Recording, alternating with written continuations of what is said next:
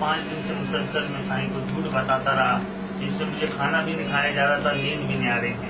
لیکن اللہ نے مجھے ہمت عطا فرمائی، میں نے سچائی بیان کی اس امید پہ کہ آپ لوگ جو سن رہے ہو تو اس سے ایک سبق یہ حاصل کرو گے کہ آدمی سچ بول سکتا ہے کیسا بھی ہو۔ اور ہماری پولیس نے جو ہمارے ساتھ تعاون اچھا کیا اس کی بنا پر کہ ہمارے ڈی ایس پی صاحب مجھے بار بار روز سمجھاتے تھے، دیکھو بیٹا تیری آخرت بھی خراب ہوگی، تیرا مستقبل بھی خراب ہوگا، تو سچائی بیان کر۔ انہوں نے کوئی میرے ساتھ کوئی سختی نہیں کی، کوئی تھپڑ نہیں مارا، کوئی ڈنڈا تک نہیں دکھایا، میں نے صرف محبت کے اندر اور سچائی بیان کی اللہ کے خوف سے۔ تو آپ سنیں کہ وہ بچہ جو تھا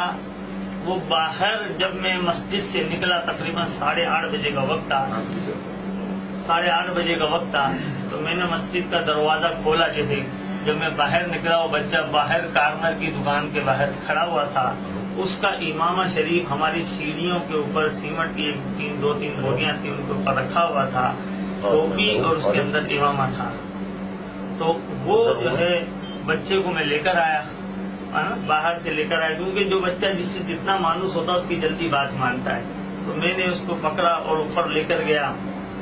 لیکن دیکھا کہ اندر مسجد میں کیونکہ ہماری سیڑھی جو ہے بالکل اس کے ساتھ ہے نا،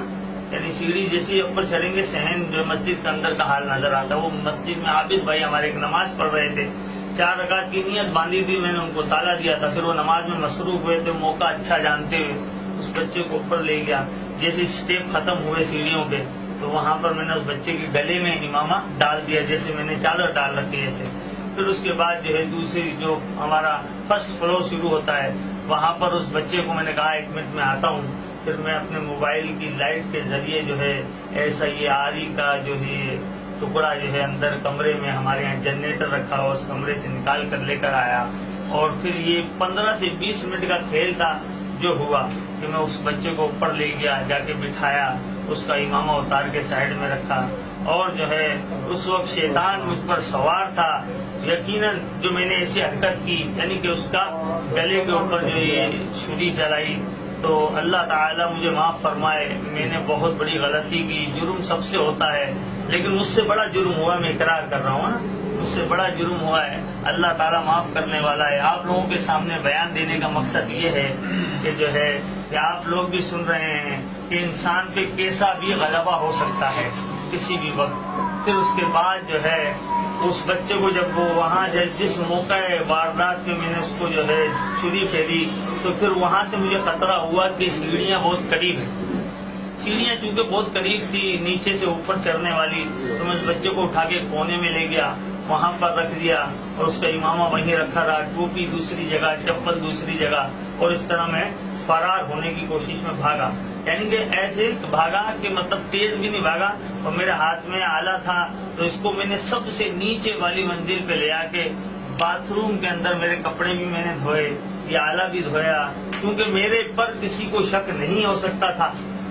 کہ میں مسجد کا امام ہوں، ایک باعزت آدمی ہوں، اللہ تعالیٰ نے مجھے عزت عطا فرمائی ہے، اس لیے میں نے جو ہے یہ کام کیا۔ اور سوال یہ پیدا ہوتا ہے، کوئی مجھ سے یہ سوال کرے کہ آپ نے یہ کام کیوں کیا،